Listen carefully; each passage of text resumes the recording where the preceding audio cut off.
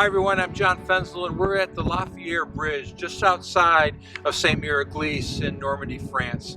This is a good place to talk about the American airborne operations on D-Day because most of them happened right here where we are on both sides of the Merderet River.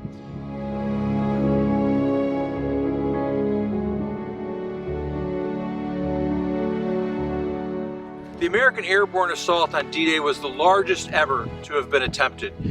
Two divisions, the 82nd All-Americans and the 101st Screaming Eagles, delivered 6 parachute infantry regiments, over 13,000 men, including the attached arms and services on Normandy. If it's all hard to visualize, think of this. To do that, it would require 822 planes altogether. The plan was for the 101st and the 82nd Airborne to secure exits from Utah Beach and then gain control of the crossings over the rivers, the Merderet right here and the Dove, especially here at La Fière, and then also at Chef de Pont to prevent the German movement along the N13 from Carrington and Valognes and gain and secure landing zones for the gliders' arrival.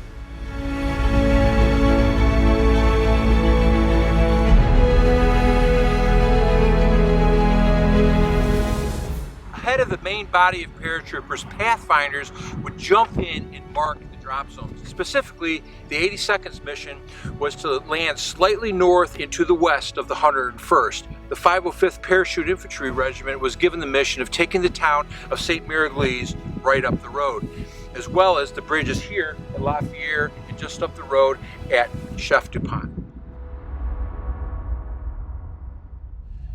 This was a strategic area that was controlled by the Germans because it enabled the taking of Cherbourg, the only deep water port and harbor in the area.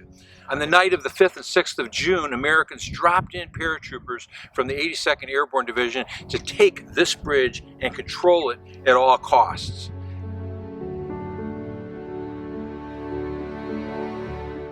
And it came at a heavy cost. The Merderet can be very wide here, and it was that day on June 6, 1944, because it was flooded by the Germans. But also during the wintertime, it can also flood in the heavy winter rains. The Americans actually seized this causeway right behind us. It was one of their primary objectives on D-Day, with 400 paratroopers from the 507th and 508th Parachute Infantry Regiments led by Colonel Roy Lindquist. Many of their comrades were stuck on the west side of the Merderet.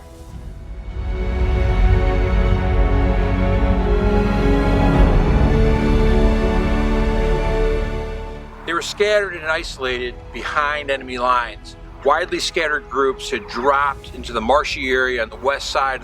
There they found these hedgerows thick with bramble and thorn, and small German detachments had embedded themselves in these Norman farms in the area. The solid stone walls provided a natural defensive position for them. The communications problems with the main American force on the east side of the river made it impossible to coordinate any of their efforts. The French family who had saved so many paratroopers with the rowboat had told one of the 82nd Airborne officers about a nearby ford across the Merderet, but for some reason they never passed on that information.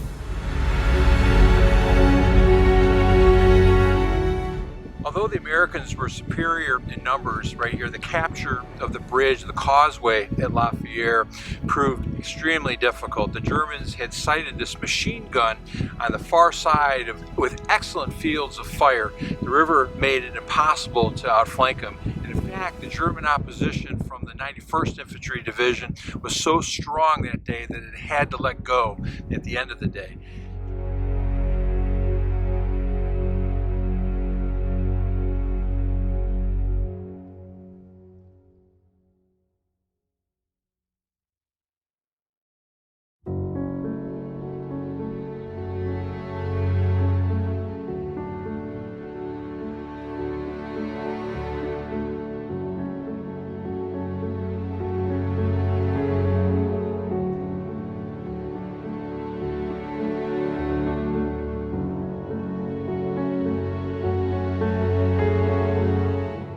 General Ridgway ordered to be retaken, and on the morning of D+3, following a massive artillery bombardment, the Americans attacked once again.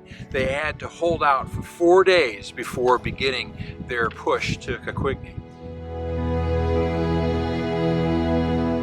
Despite intense German resistance and a Sherman tank being stuck on the causeway, American troops secured the objective with Generals Gavin and Ridgway, and supported by artillery and direct fire from a platoon of tanks, secured the crossing.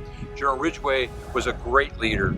He believed in leading from the front, and the place of a commander is where he anticipates the crisis is going to be, and this was that place. The fighting was so intense here at La Fière that Ridgway later said that it was the hottest sector that I saw throughout the entire war.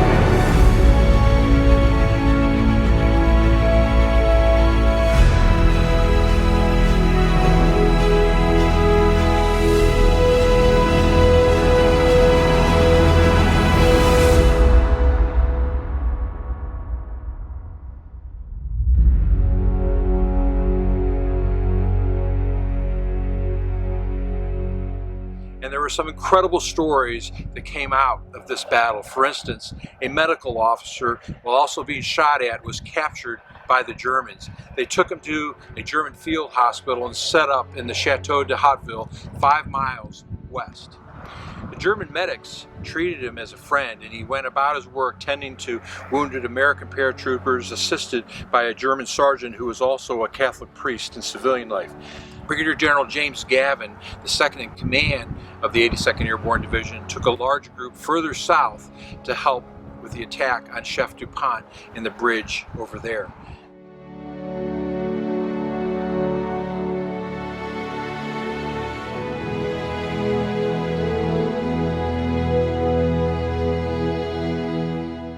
Mike statue, named after St. Michael, the patron saint of the airborne, will look familiar to many of us.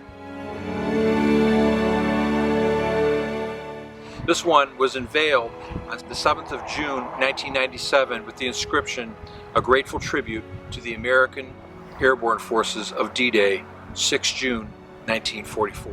There's a whole series of bronze plaques here to the 505th and to the 508th Parachute Infantry Regiments, and then there's also one for Private First Class Charles DeGlopper, who received the Medal of Honor for his actions here, and there's also a bronze memorial book as well. Below that statue is a magnificent bronze orientation table in bas relief. It's draped in a parachute, and it shows the crossing and that stuck Sherman tank that we were talking about.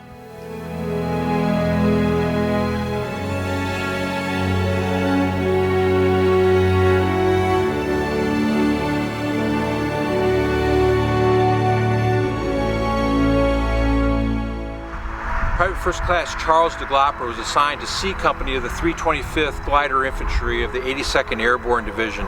He was awarded the Medal of Honor for his actions right here on the 9th of June 1944 when he volunteered to support his comrades by providing them cover as they attempted to withdraw through a break in the hedgerow. Totally ignoring all of the concentrated enemy fire, he charged forward, walked out of a ditch, and fired into the Germans, spraying them with his own automatic fire. Although he was soon wounded, he kept firing, buying his comrades the needed time to establish the first bridgehead over the Merderet River.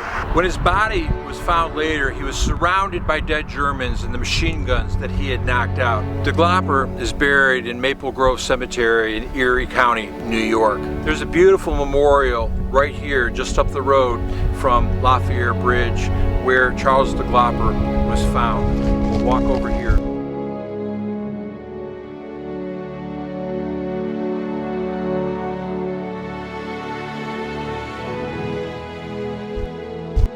He was 6 feet 7 inches tall, and he weighed 245 pounds.